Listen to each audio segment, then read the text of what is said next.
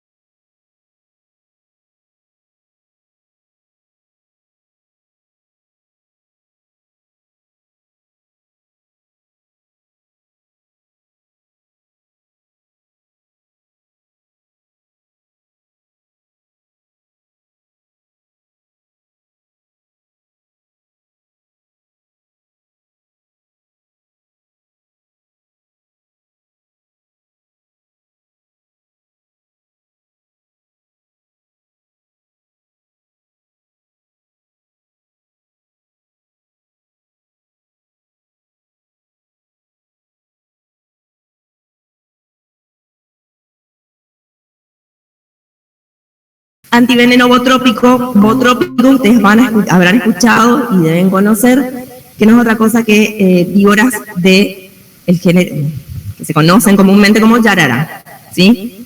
Entonces ahí ya arrancamos. Yo lo que voy a hacer es contarles cómo nosotros tomamos una planta, ¿sí?, que crece en la región y probamos su actividad contra el veneno de estas serpientes, botrops o yarará. Más específicamente ahora les voy a contar que trabajamos con yarará chica, ¿sí? Entonces les voy a comentar, tampoco se asusten si hablo de ensayos o técnicas que por ahí todavía no vieron, pero en algún momento de la carrera lo van a ver y muchas de las técnicas las van a poder hacer. Entonces vimos la interacción de estos extractos de planta con este veneno. Hicimos ensayos in vitro que nos permitieron pasar a evaluar su actividad in vivo, ¿sí?, en modelos vivos. Y finalmente, como cierre de todo esto, identificamos cuáles de esos componentes de la planta, de la especie vegetal, fueron los responsables de esta actividad, ¿sí? Cualquier cosa, si tienen alguna pregunta, yo sé que después hay un momento para preguntas, pero yo no tengo ningún inconveniente en que me interrumpan y lo veamos. Siguiente, por favor. Entonces, en la región nosotros tenemos un grave problema de salud pública que está representado por este tipo de accidentes. Y por ahí uno cree que no, estamos acá en la ciudad, pero uno se va a las zonas rurales y son muy comunes los accidentes ofídicos en general, particularmente el 97% de los accidentes ofídicos que ocurren en la Argentina tienen como responsables a las víboras del género Botrops, es decir, a las yarará. Y de ese 97%, el 80% se corresponde con yarará chica, que es la especie de serpiente con la que trabajamos. Además, por otro lado, nosotros tenemos una flora que es muy rica en toda la región, más específicamente en Corrientes.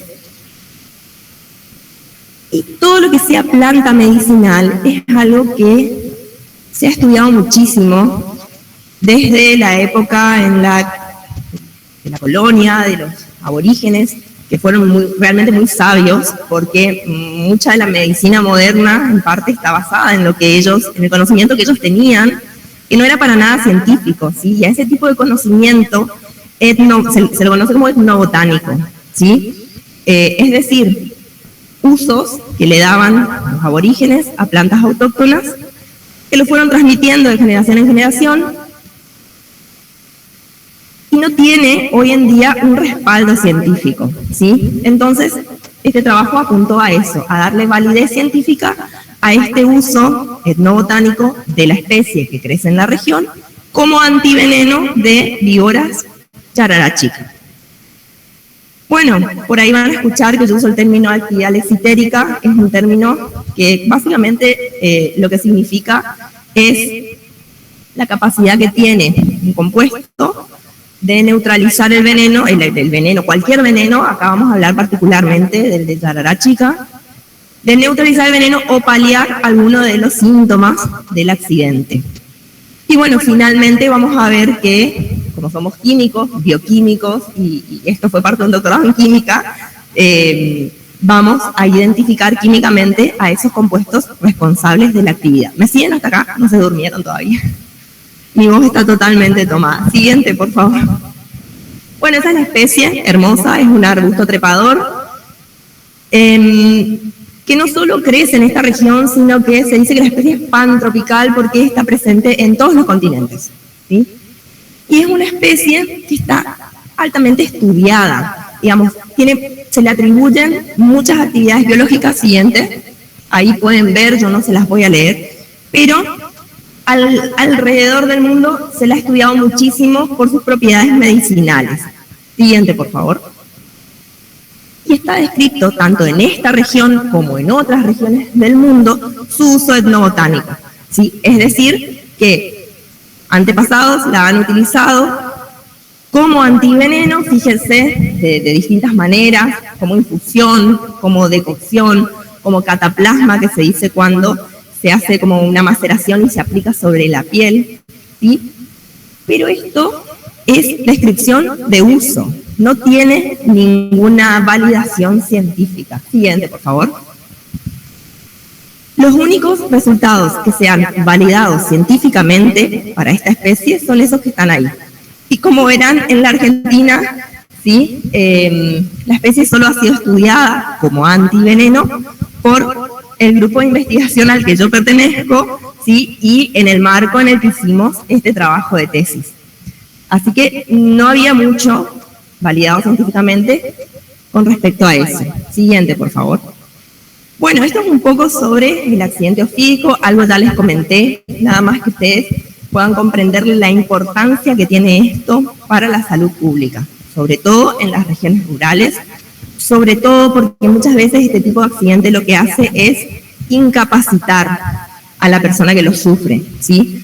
Puede ser mortal, por supuesto que puede ser mortal, pero es muy común que si el accidente se da, que generalmente se da en alguno de los miembros, si el antiveneno no se aplica rápidamente, la persona pierde el miembro o le queda con una deficiente movilidad o con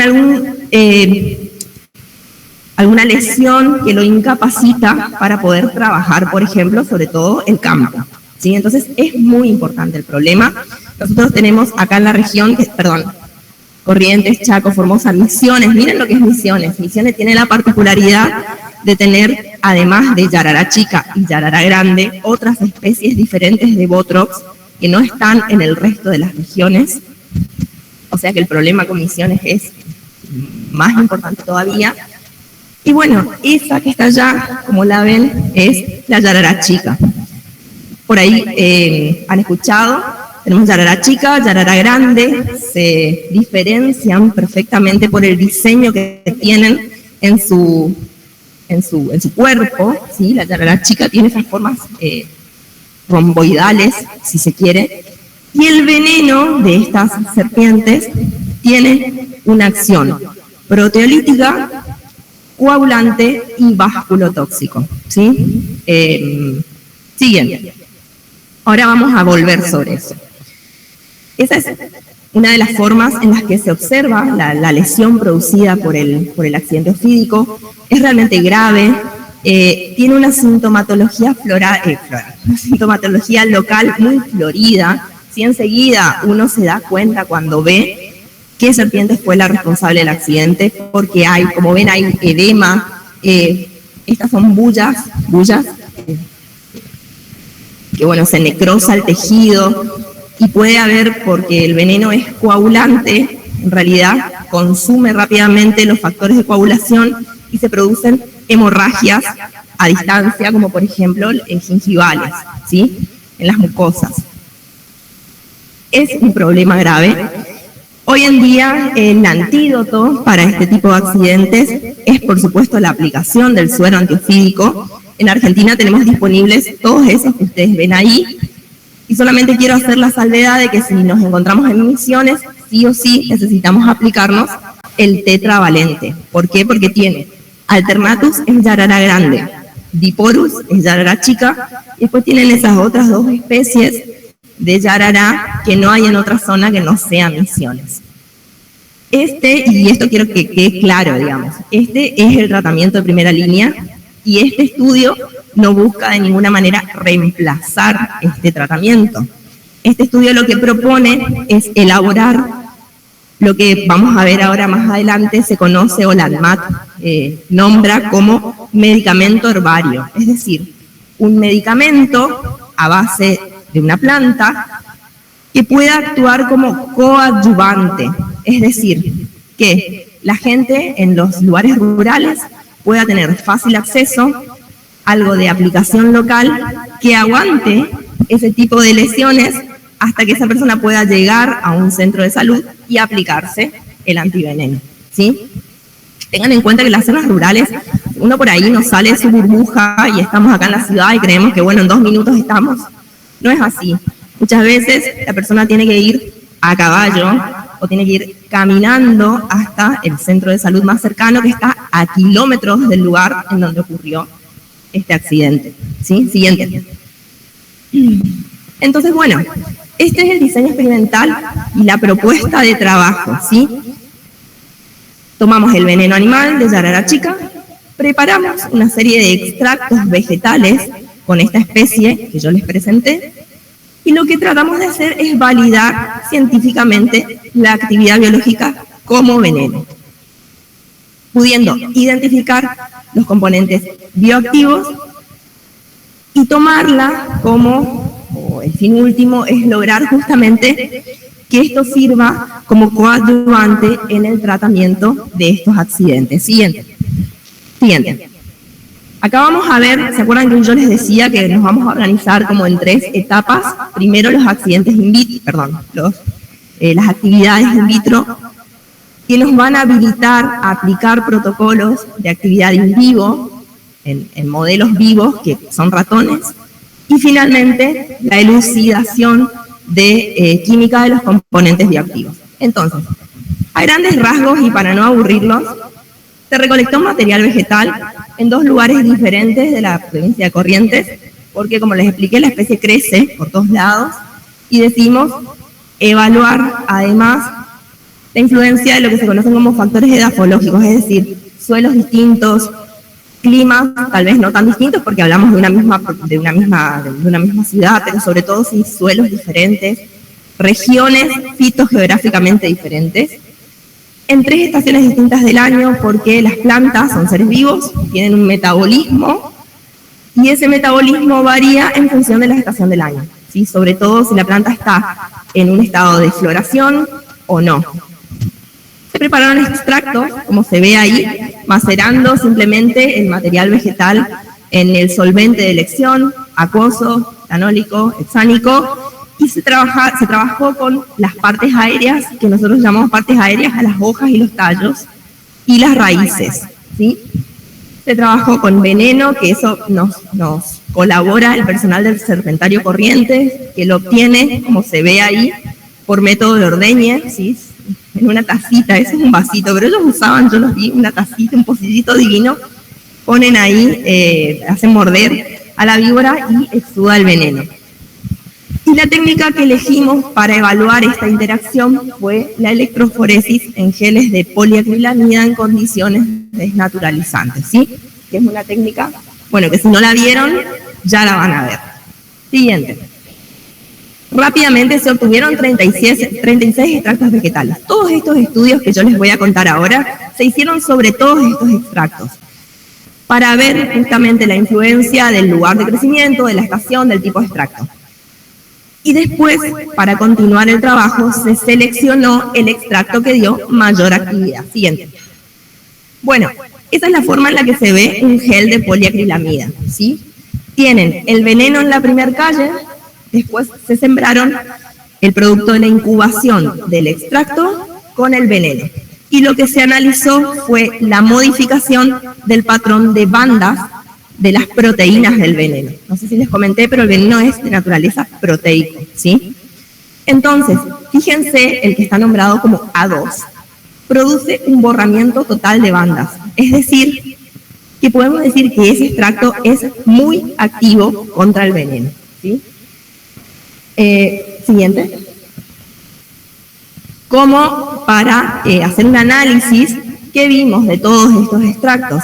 Bueno, que las partes aéreas recolectadas en Paso de la Patria resultaron en general más activas que las del otro sitio de recolección, que es Lomas de Vallejos, que en verano cuando la especie está en floración, estos extractos resultaron más activos, y que en general son los etanólicos los que tienen mayor actividad que los acuosos y los hexánicos. Siguiente. Bien, ¿se acuerdan que yo les conté que el veneno tenía acción proteolítica, vasculotóxica y coagulante? Bueno, mediante esas técnicas que están ahí descritas, se evaluaron esas actividades. La actividad vasculotóxica se evalúa indirectamente por la acción de hemólisis indirecta sobre un agar sangre fosfatidilcolina. ¿Sí? El veneno en sí no es hemolítico, pero si uno lo coloca con lecitina de huevo y sangre, produce un halo de hemólisis, que es lo que nosotros medimos y evaluamos. Siguiente, en función de estos resultados, bueno, esa es la forma en la que se evalúa la inhibición. O sea, lo que nosotros evaluamos acá es la capacidad del extracto de inhibir la acción proteolítica del veneno. Se utiliza la misma técnica que vimos para el screening, pero se trabaja con la caseína de la leche, que tiene 3 bandas proteicas que las ven ahí, alfa, beta y kappa. Entonces, cuando la caseína, fíjense, en la calle B se incuba con el veneno, esas bandas desaparecen porque el veneno es proteolítico, se produce el clivaje de las bandas, no se ve.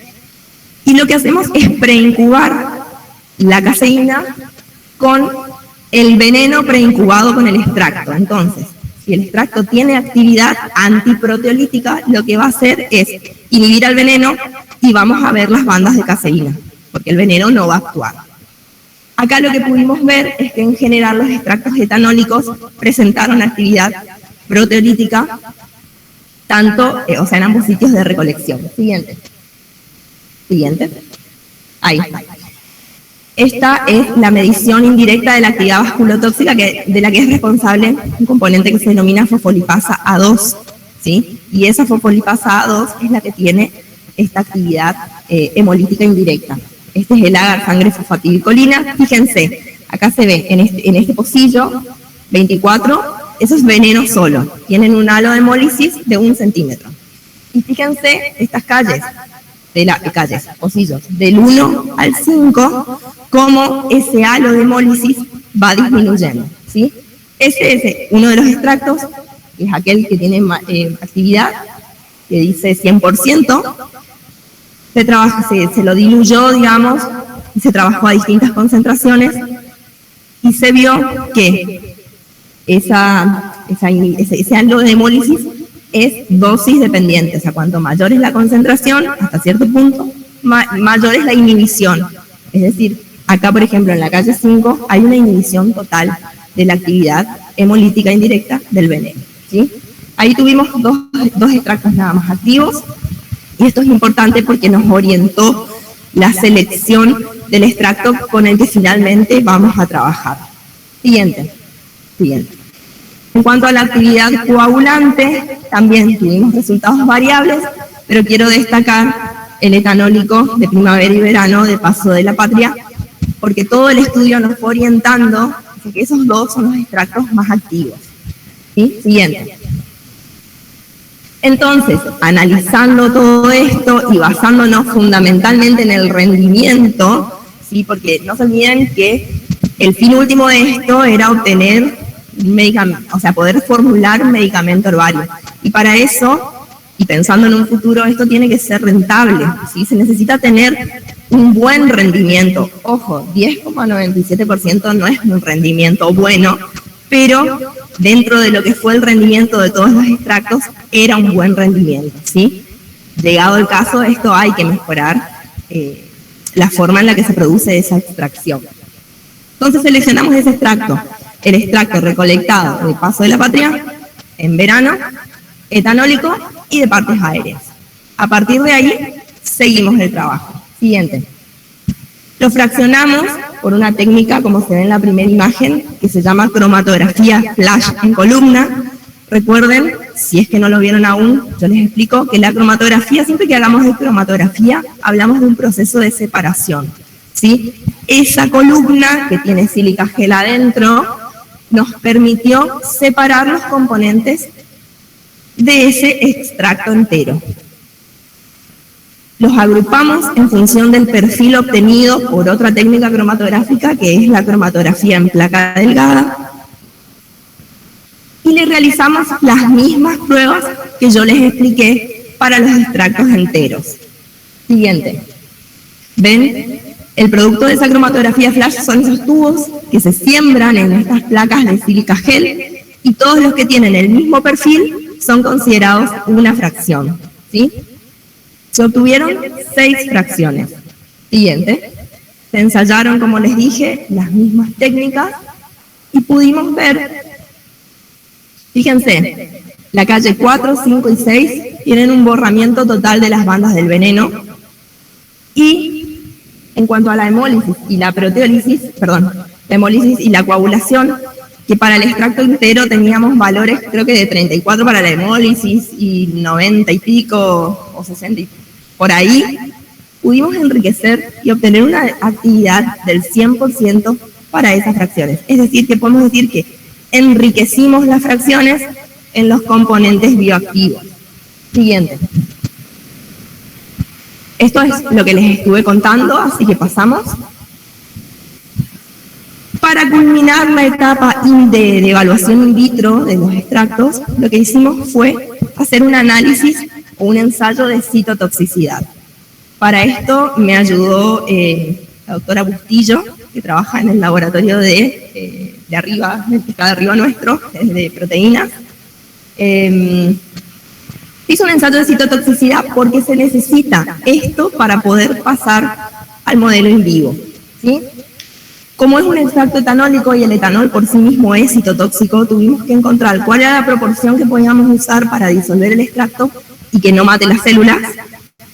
Evaluamos si el extracto por sí mismo es citotóxico o no, y después lo que hicimos fue evaluar la interacción, si el extracto es capaz de inhibir la actividad citotóxica del veneno. Siguiente. Bueno, sí, se usaron una línea celular de células biogénicas que se llama C1212. Ahora sí. Siguiente.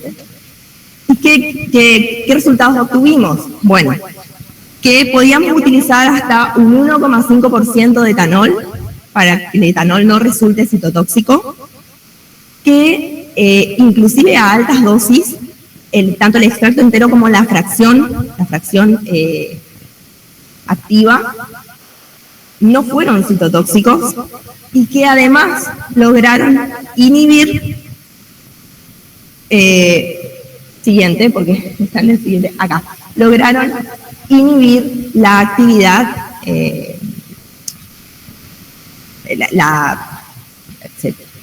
se me fue la palabra, la actividad citotóxica, perdón, lograron inhibir la actividad citotóxica del veneno. Fíjense, esta es la forma en la que se observa esto al microscopio. Tienen A y B, son controles normales, digamos, sin que se haya aplicado o se los haya sometido a la acción del veneno. La imagen C son células con veneno, y fíjense cómo hay lisis celular, hay se pierde la adherencia de las células al medio. Y después tenemos en las imágenes D y E la interacción del extracto y del extracto más veneno. Siguiente. Bueno, esto es lo que les dije, que fue capaz de inhibir la citotoxicidad producida por el veneno a una concentración de 300 microgramos por mililitro. Anecdótico. Bien, y ahora pasamos a los ensayos in vivo, ¿sí? Estos ensayos se hicieron en el Laboratorio de Toxicología de la Facultad de Veterinaria, que tienen ahí un bioterio con ratones.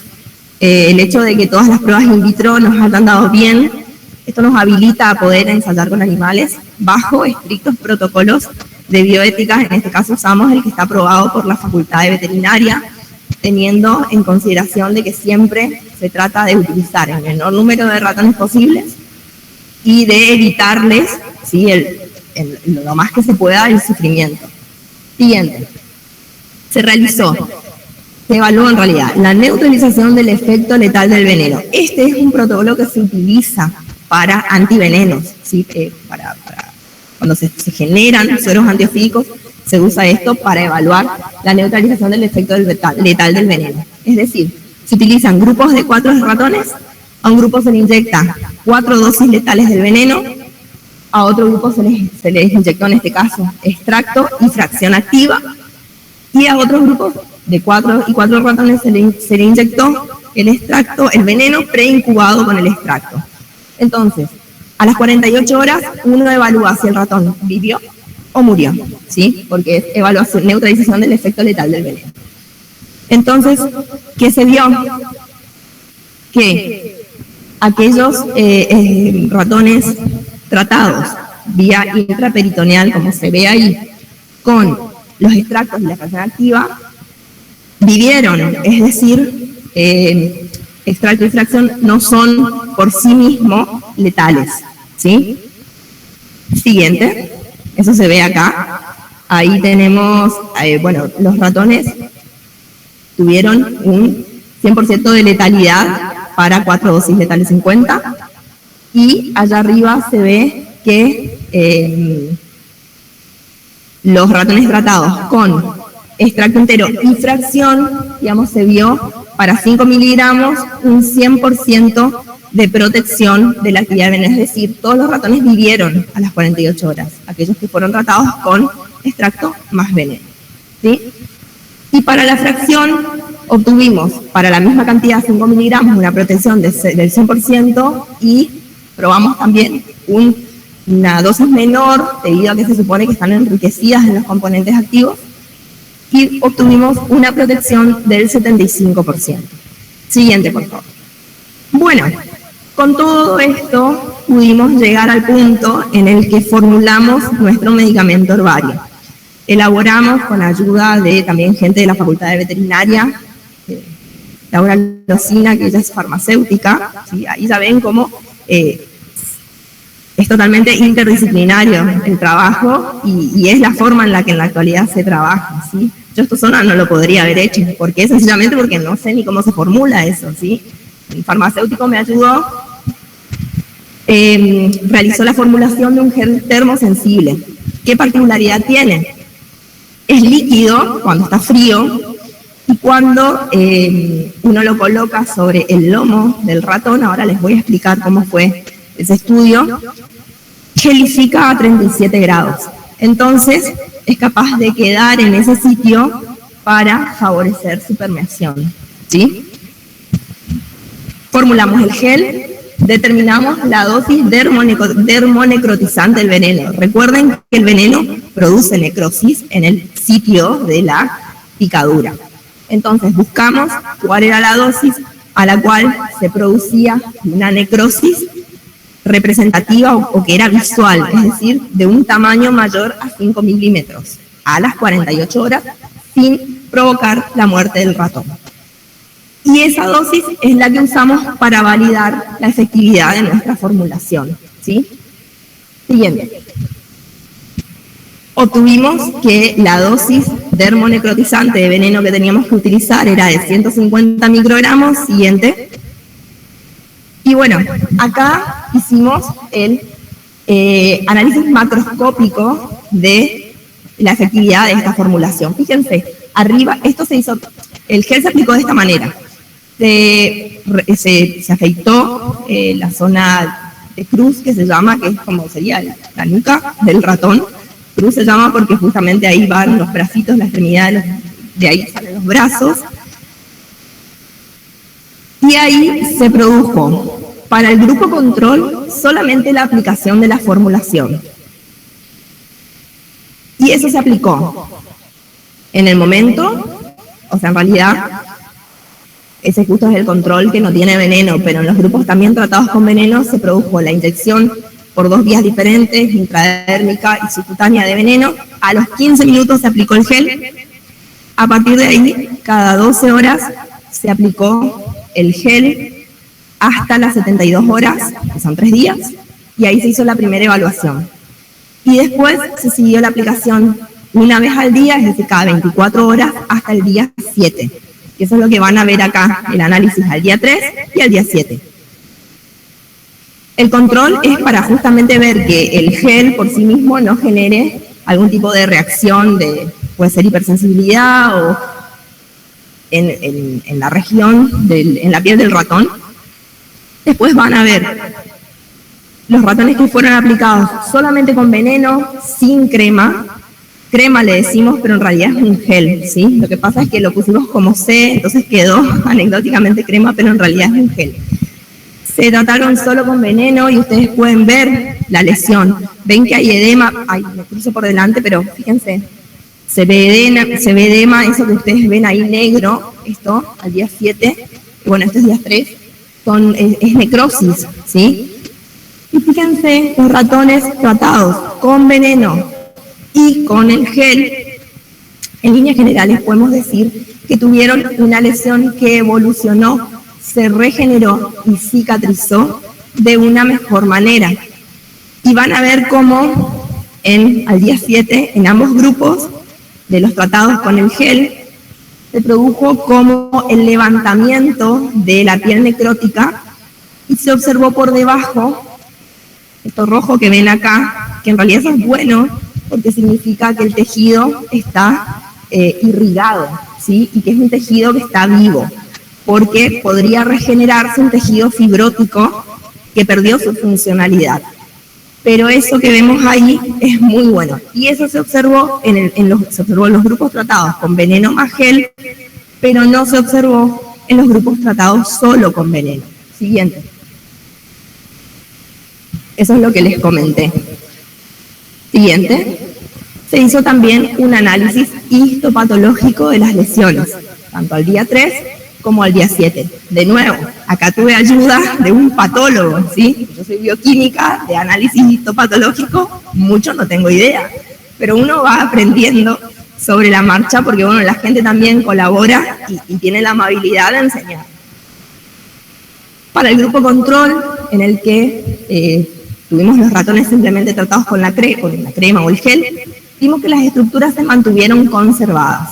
Es decir, podemos decir que el gel por sí mismo no produjo ningún daño, ni macroscópicamente, que era lo que podíamos ver y observar nosotros con nuestros ojos, ni microscópicamente. Siguiente. Acá tenemos, bueno, al día 3, en líneas generales, se observó pionecrosis, hemorragia, congestión, edema, y eso se observó en ambos grupos, tanto en el solo tratado con veneno como en los grupos tratados con veneno más gel. Siguiente. Pero la diferencia estuvo al día 7. Al día 7 estos son los grupos tratados solamente con veneno. Nosotros observamos necrosis. Fíjense, estas son células musculares, el tejido está totalmente desorganizado, células musculares que tienen necrosis predominantemente lítica, es decir, se están rompiendo. Y si bien hay fibras de regeneración, o sea, se ve que algo de tejido se está regenerando, siguiente. Al día 7 de los grupos tratados con el gel, no se vio necrosis. No hubo necrosis, no hay signos de necrosis, y hay un mayor número de signos de reparación o regeneración. ¿Sí? Van a haber vasos de neoformación, que son estos que están acá, por ejemplo, es decir, que el tejido se está vascularizando y por lo tanto ese tejido va a ser un tejido funcional. Se vieron fibroblastos, que son estos que están acá, y se vieron fibras de regeneración muscular, que son estas que están acá. Fíjense, estas son fibras musculares. Las fibras musculares viejas tienen los núcleos hacia la periferia. Sin embargo, las de regeneración tienen los núcleos centrales. Y eso se vio en mucha mayor medida en aquellos grupos tratados con el gel, no así en los que solo se trataron con veneno. Siguiente. Bueno, no sé cómo estoy de tiempo, pero medio pasada me parece. ¿Estamos bien? Bueno. Entonces, conclusión de esto, pudimos desarrollar el medicamento herbario, ¿sí?, a base de la fracción 6. Y ahora cuando veamos la química van a entender por qué trabajamos con la fracción 6, y la 4 y la 5 también eran activas y muy activas, ¿sí? Pero pudimos desarrollarlo, vimos que la aplicación del gel logró una mejor evolución de la lesión en el tiempo, y en el análisis histopatológico vimos que la protección fue mayor cuando el veneno se había inoculado por vía intradérmica que cuando se inoculó por vía subcutánea. Siguiente. Ahora hacemos un reseteo y pasamos a la química, ¿sí? Pero en las conclusiones finales vamos a volver sobre esto. Tenemos que identificar cuáles de esos componentes de nuestras fracciones activas fueron los responsables de tremenda actividad biológica, ¿sí? Entonces partimos de ensayos sencillos, como los fitoquímicos, que no son otra cosa que reacciones de color, que orientan la búsqueda hacia familias de compuestos, ¿sí? Hicimos cromatografía en placa delgada también. Después pudimos acceder a un análisis un poco más complejo por HPLC-DAT, que es cromatografía líquida de alta presión o de alta performance, acoplada a un detector de arreglo de diodos, que eso lo hicimos con la doctora Esgropo, con el equipo que está ahí en el laboratorio de biotecnología. Y esto también orienta, pero no permite ponerle nombre y apellido al compuesto, ¿sí? Salvo que, bueno, se trabajen en condiciones que no eran las que nosotros íbamos a trabajar, porque el análisis de un extracto vegetal o de una fracción en este caso, ¿cuál es la complejidad? Que uno realmente trabaja a ciegas. Uno no sabe, o sea, obviamente hace búsqueda bibliográfica, puede tener antecedentes de que en algún otro lugar del mundo o esa planta está escrito que tiene tal cosa, pero a ciencia cierta no se sabe, ¿sí? Y muchas veces los compuestos metabolitos secundarios de estas plantas no tenemos acceso a patrones, porque son miles de millones y solamente se consiguen los de los compuestos más comunes. Ahora van a ver lo que son estos compuestos. O sea, imposible. Y después pudimos hacer una técnica de altísima complejidad, que sería lo último que hay disponible hoy en día, técnicas de UHPLC masa, que es una cromatografía líquida de ultra alta performance, que solo decisión en Italia. Yo no les comenté, pero el trabajo de tesis, yo tenía como directora a la doctora Ana María Torres, que capaz muchos las conocen, de la Cátedra de Toxicología, y al doctor de la Casa, que es un químico montevideano, que trabaja en la Universidad de la República, en la Facultad de Química. Él es químico porque en Montevideo no existe la carrera de bioquímica. Y bueno, ellos se reciben de químicos. Son como una tipo licenciados, pero en realidad no son licenciados porque también está la carrera de licenciado en química. Anecdótico, lo que les quiero decir es que gracias a él, que tenía contactos en esa Universidad de Italia, pudimos hacer ese estudio y acceder a esa tecnología, ¿sí? Siguiente. De nuevo, la importancia del trabajo colaborativo y de la buena voluntad de la gente, chicos, porque esto todo el mundo lo hace por amor a la ciencia, digamos, no por otra cosa. Bueno, esas son las cromatografías en placa delgada que se hicieron y las reacciones de color para identificar las familias de compuestos, ¿sí?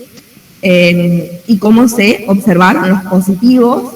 Acá nos tenemos que quedar con este que dice 3, que son el extracto etanólico de verano.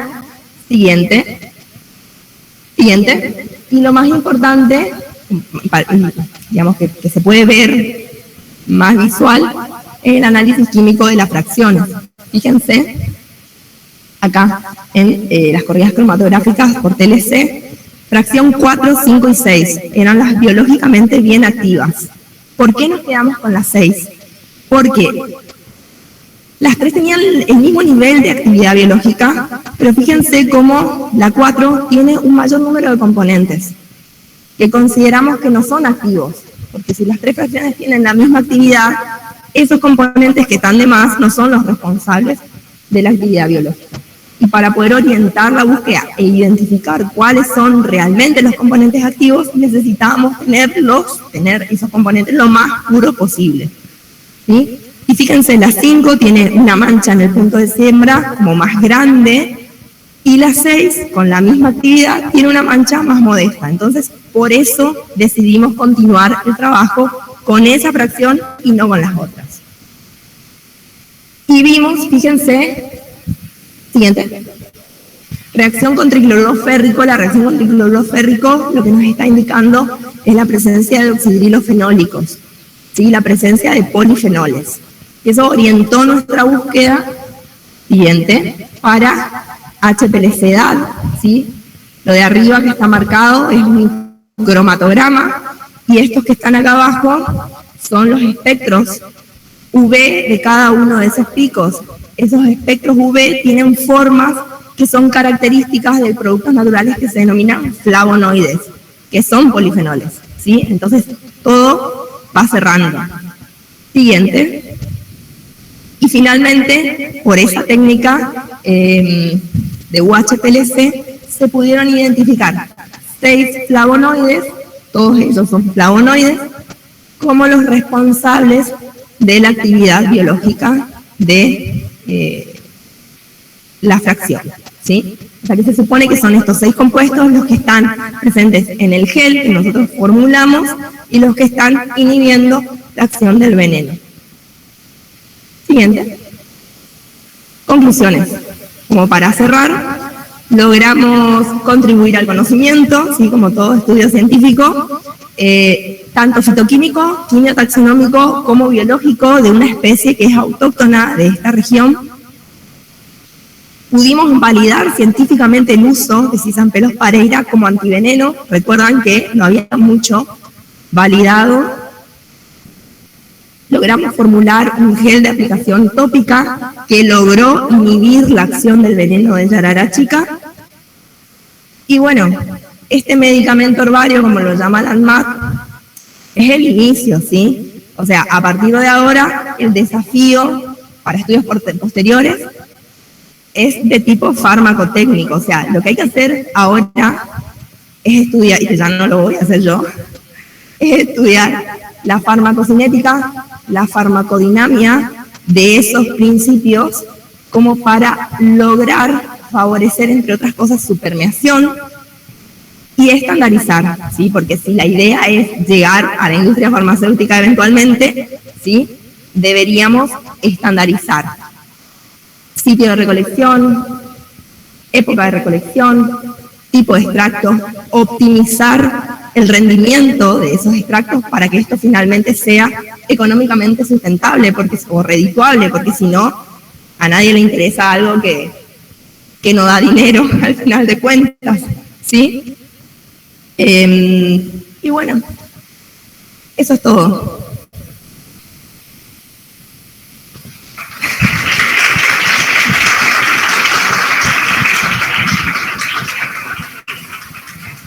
Muchísimas gracias, doctora, por una charla excelente y además es una oportunidad para que toda la comunidad estudiantil pueda ver los diferentes alcances que tiene la carrera. Ahora vamos a dar 10 minutos para preguntas, tanto la presencial como los que están virtuales.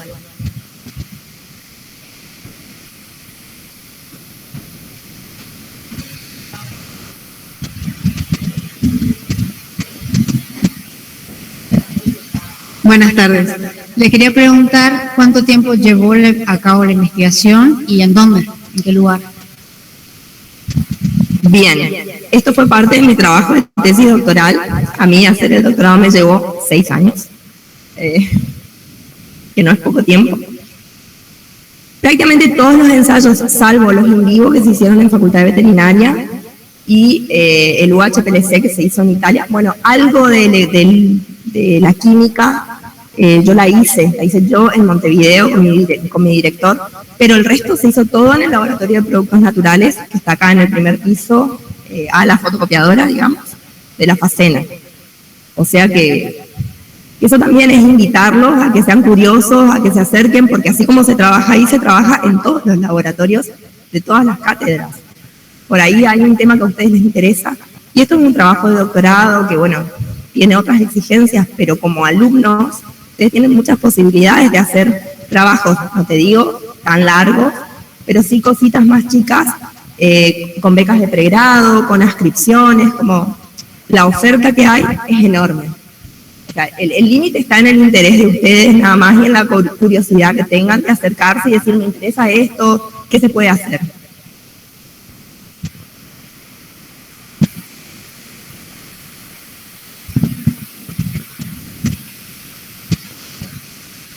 Buenas.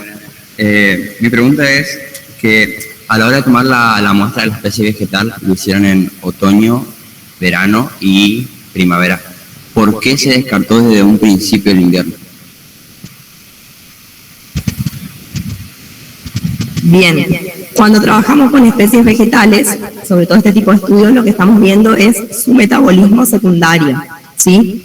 En invierno, las plantas tienen un metabolismo secundario basal muy, muy bajo, entonces no se muestrea en esa estación, solamente en otoño, primavera y verano, que es donde va a tener mayor cantidad de componentes, porque bueno, el clima ayuda, generalmente hay plantas que florecen, tienen épocas de floración, a veces en otoño, pero en general florecen en primavera, verano, y es donde más rico o en mayor proporción, porque lo que se ve en general es que los metabolitos están uniformemente en las 3 estaciones, pero se exacerban más cuando tenemos etapa de floración. Igual eso no es una regla, esto se vio en esta especie, podríamos hacer una generalidad, pero hay que ver particularmente cada caso.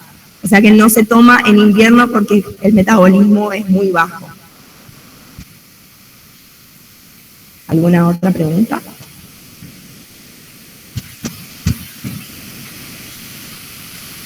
¿No?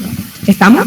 Bueno, agradecerles de nuevo por haberme invitado. Es un orgullo para mí estar acá, sobre todo, bueno, por contar algo que fue un trabajazo. Una vez en la vida hago esto, no 2.